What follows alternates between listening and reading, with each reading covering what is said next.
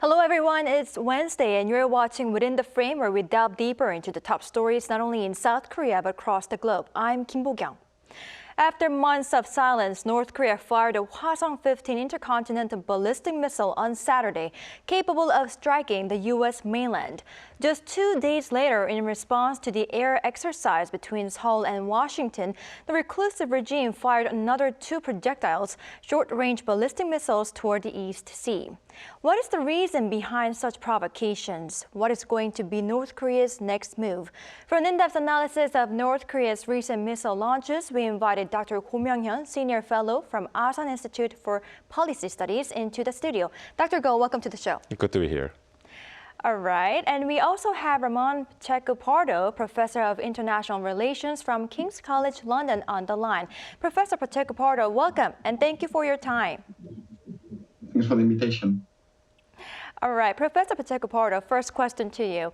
North Korea launched a long-range ballistic missile on Saturday afternoon and 2 short-range ballistic missiles toward the East Sea on Monday. What is the main reason behind such missile launches?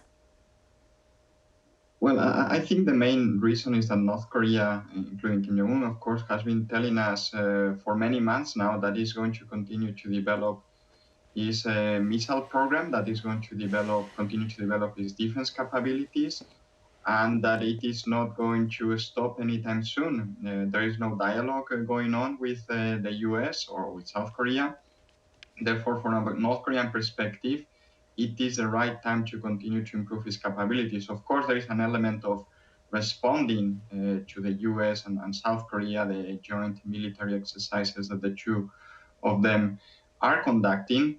But I do think this is more about developing the technical capabilities in a way that North Korea feels satisfied can act as a deterrent against the US and South Korea.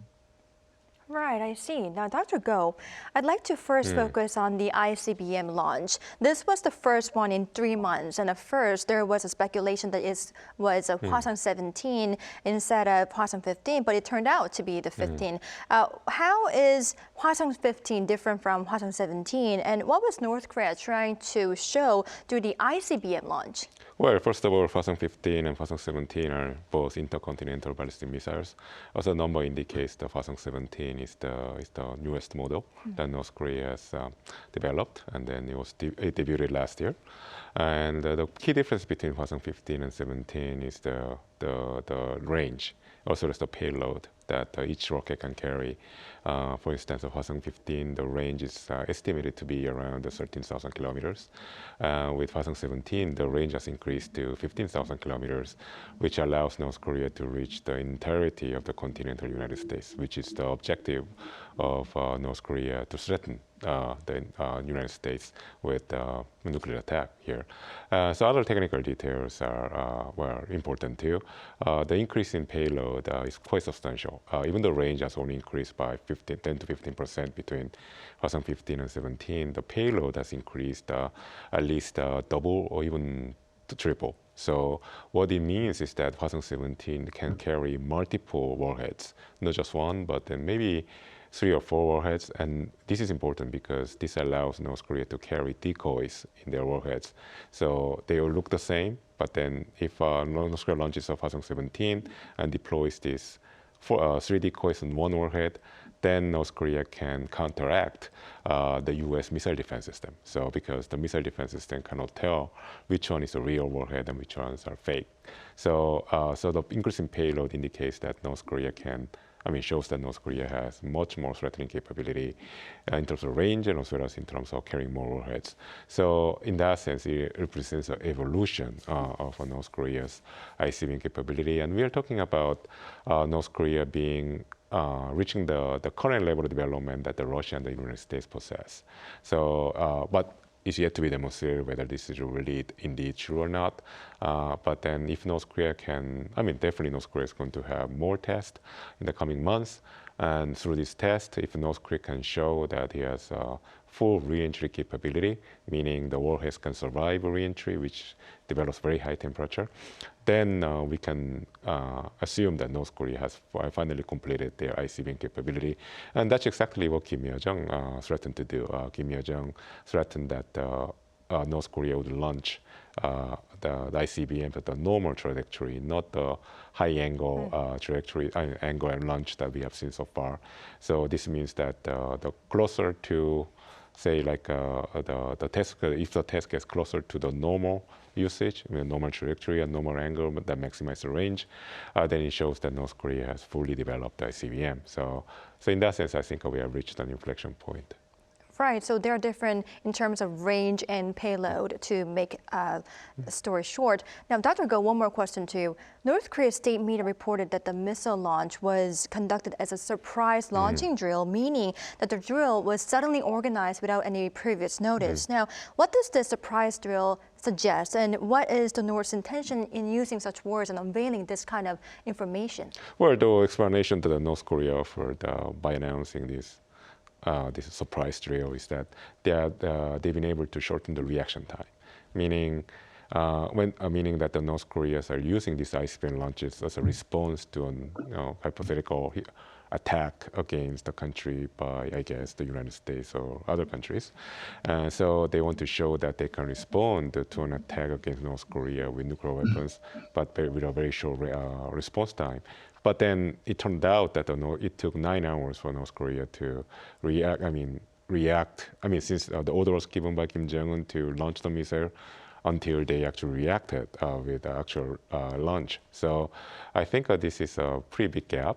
So chances that North Koreans are going to test more ICBMs and show that the reaction time is going to decrease. Right, I see. Now, Professor Pacheco Pardo, regarding ICBM launch, I'd like to ask you, experts say the U.S. mainland would be in range if ICBM was fired on a flatter trajectory. Now, how is the U.S. viewing this ICBM launch of North Korea? Well, I think Professor Go explained very well the latest developments, and I think this matters hugely in the sense that until now, I think there were still some doubts whether North Korea would have the capability to successfully launch a strike on everywhere in the mainland of the U.S. I think these doubts are gone. And I think what we see with the U.S. is that even though it has made an offer to have a dialogue with North Korea, I think the assumption from the U.S. is that this is not going to happen anytime soon. So therefore, the threat perception from the perspective of the U.S. Has actually increased, because anywhere within the mainland is within the range of these ICBMs.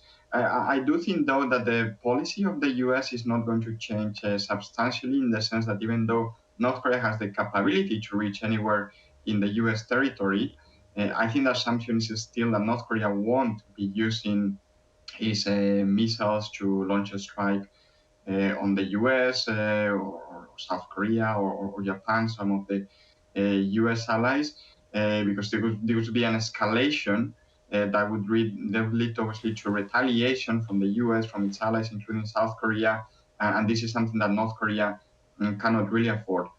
There is another element here, of course, which is we have seen how North Korea has been increasing its cooperation with Russia, especially since its invasion of Ukraine, and also with China. And I think from the perspective of the U.S., the trilateral cooperation between these countries, it is a threat. And the North Korean threat has to be seen in the context of this cooperation with the two other countries. Obviously, when it comes to Russia, the U.S. is supporting Ukraine as it tries to defeat the Russian invasion. And with China, we all know that the relationship with the U.S. Has been becoming more complicated over the years, and including in recent weeks. So I think the fact that North Korea is working together with Beijing and with Moscow is also seen as a more important threat from the perspective of the U.S., not only the threat coming from North Korea in and by itself. Right, I see. Now, Dr. Go, I'd like to move on. 2 days after the ICBM launch, North Korea fired 2 shots from 600mm multiple rocket launcher, reportedly capable of carrying tactical nuclear warheads that could put entire South Korea within the range. Now, what is Pyongyang trying to show?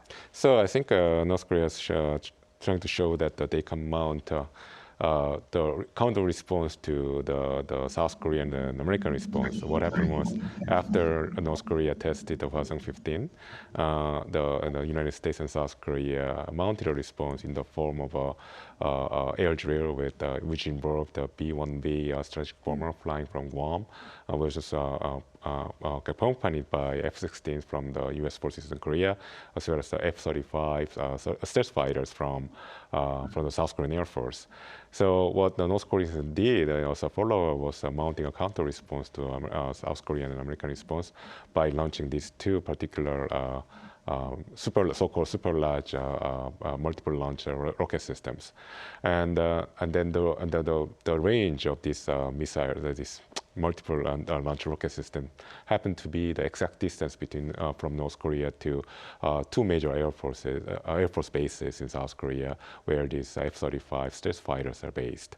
So this is actually essentially it's a message from North Korea saying that even if South Korea and the United States can have these stealth jet fighters for which North Korea doesn't have a perfect response to, because they don't have the radar system to detect these stealth jet fighters, at least they can attack the bases where these fighters are stationed. So this is a message that North Korea is sending. Right, interesting. Now, Professor Pacheco Pardo, Kim Jong-un's sister Kim Yo-jong said the regime has no intention of standing face-to-face with South Korea, and also said that the frequency of using the Pacific as Pyongyang's firing range would depend on the U.S. Now, how is Pyongyang viewing the relationship with Seoul, and how does Pyongyang want the U.S. to respond? Well, I think that North Korea is worried. We're seeing growing cooperation between South Korea and the U.S., also trilateral, of course, with Japan. We saw the naval exercises, for example, today. So from a North Korean perspective, the fact that South Korea and the U.S. are strengthening not only the political relations, but are increasing or strengthening their training exercises that now have become broader and from a North Korean perspective, this is not positive. Maybe North Korea may have thought that during the Moon administration there were some gaps between the US and South Korea. I don't agree with this, but others would have argued that. But clearly with the Yoon administration, this is not happening. And not only that, we have seen how the Yoon administration has made very clear that it is going to continue to increase South Korea's military capabilities, specifically in response to the tests and improvement in capabilities that North Korea is going through. So North Korea obviously not only has to confront a more powerful opponent, powerful military in the case of the US, but increasingly also in the case of South Korea, and this is negative from a North Korean perspective. I would assume that at some point North Korea may want to try to test a potential dialogue with the U.S., also with South Korea, but this is not coming anytime soon. And I say this because at the same time as the Kim family, the Kim regime has been saying, and Kim Jong-un himself have been saying that they want to improve the nuclear and missile deterrent of the country, he has also indicated that he wants to improve the economic conditions of ordinary North Koreans. And frankly, this is only going to be successful if there is a process whereby sanctions on North Korea start to be removed. And right now, this is not going to happen. There is no constituency in the US or in South Korea to go down this route, considering North Korea's behavior. Quite the opposite. We have seen South Korea, for example, implementing new sanctions in response to North Korea's latest test. But I do think that at some point it may be possible to have a process whereby we will test whether North Korea is serious, not about denuclearization, which I think we can all agree is not going to happen, but at the very least, it is serious about trying to have a different relationship with the US and also, of course, with South Korea. Right, I see. Now, Dr. Go, I'd like to also tap on how South Korea should respond to such provocations. At Munich Security Conference, South Korea's Foreign Minister Park Jin said that if North Korea conducts a seventh nuclear test, it's going to be a game changer in the sense that North Korea could develop and deploy the tactical nuclear missiles. Now, I wonder, how should South Korea prepare to tackle such provocations in the future? So there are different meanings behind the different nuclear weapon systems that North Korea is developing. developing currently. So we know that there are two major types here. One is the ICBM, which is mainly targeting the mainland United States, and Kim Yo-jong says so in the recent statement. And the different categories, the tactical nuclear weapons, which has a smaller warhead and a shorter range, and then based using a shorter range ballistic missiles. So these two different weapon systems have two different purposes. The first, the ICBM, is in order to provoke and then create a decoupling between the United States and South Korea. This is a so-called dilemma of the United States having to exchange and sacrifice like a major U.S. city in order to defend like Seoul or Tokyo, the capitals of the U.S. allies in the East Asia. So this is North Korea is trying to somehow exacerbate this dilemma of the United States. And the second point, which is the second weapon system, the tactical nuclear weapons, the strategic purpose behind this system is to somehow threaten South Korea, and probably Japan as well, with a preemptive first strike. So this is, in a way, the Minister Park Jin is referring to. So because the geographic distance between Seoul and North Korea is so short, so if North Korea were to launch a surprise nuclear attack against South Korea, there will be very little response time on the part of South Korea to defend itself. And there will be very few methods to defend against such an attack. So since the response is going to be impossible, so to speak, I think the Prime Minister Park Jin is essentially saying that South Korea has to come up, innovative and extraordinary response to such threats. That's the reason why he's referring to as a game changer. And an example of game changer could be, I think, strengthening external deterrence by showing that the United States will respond to North Korea's nuclear attack that involves any nuclear weapon system with a nuclear response, as well as if the things get much worse, then the United States could consider redeploying the tactical nuclear weapons back to South Korea. Right. Either way, I can see why we need to come up with innovative defense system against this North Korea's provocations. Now, Professor Pacheco Pardo, Washington called for a UN Security Council meeting on North Korea on Monday and condemned the regime, saying it should be held accountable for its provocations. But due to opposition from China and Russia, the council failed to reach a consensus. And the word are that the UNSC is not working well because of such veto powers. Now, what is your thought on this, and is there any way to make this properly work? I think in the short term it's very difficult to have a functioning UN Security Council since Russia's invasion of Ukraine. We have seen how Russia and China have been working together with each other within the UN Security Council and within the UN more broadly to protect Moscow. And this means that any potential measure introduced, a statement being pushed forward by the US and its allies and partners is going to be rejected by Russia and by China. So I'm pessimistic in the short term. I'm actually pessimistic as long as Russia's invasion of Ukraine continues, and obviously the US, NATO, its partners, including Korea, Japan, of course, continue to support Ukraine as it tries to face this invasion coming from Russia. I don't see how we can move towards a different situation in which you will see the US being able to work together with Russia and with China within the UN Security Council. At some point, we would hope that the invasion of aggression, really, that Russia has launched on Ukraine will end, and then it may be possible to start reconstructing dialogue within the UN Security Council. I think in the meantime, what we can see is the US working together with its partners, with Korea, of course, with Japan, Australia, European partners, to try to issue statements condemning North Korea. But obviously, this is not going to have the same power as UN Security Council joint statement or sanctions, which obviously right now, the new sanctions on North Korea are not even part of the discussion from the perspective of Russia and China.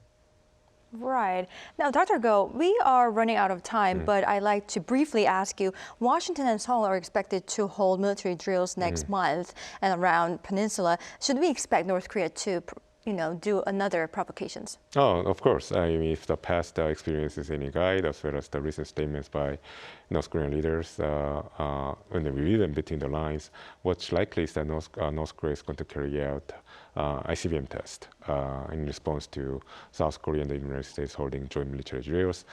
Kim Yo-jong herself has indicated this several times that there will be more ICBM tests forthcoming. North Korea has also revealed a brand new type of ICBM in a recent parade, and then North Korea revealed that they have developed a solid fuel engine ICBM. So it's likely that North Korea is going to follow up with more ICBM tests, but new types of technologies as well. And when it comes to seventh nuclear test, North Korea has been holding back on carrying out much anticipated nuclear test. There could be political reasons behind it. And then if you look at the recent statements by the North Korean leadership, there's no clear indication that the North Koreans are going to carry out the threats they've been, issuing since at least 2 or 3 years ago. So it's a wait and see kind of a situation. But then again, there could be surprises in the store. But what's likely from the vantage point of present today is that North Korea is going to launch more ICBMs in the coming month. Right, so we'll have to wait and see what kind of provocations North Korea comes up with. Now, unfortunately, this is all the time we have for today's edition, but thank you, Dr. Go and Professor Pacheco Pardo, for helping us to understand the intentions behind North Korea's provocations and how international society is dealing with the situation. We appreciate them. Thank you. Thank you. All right, that's all for Within the Frame tonight. We will be back tomorrow with more in-depth stories. Thank you for watching, and goodbye.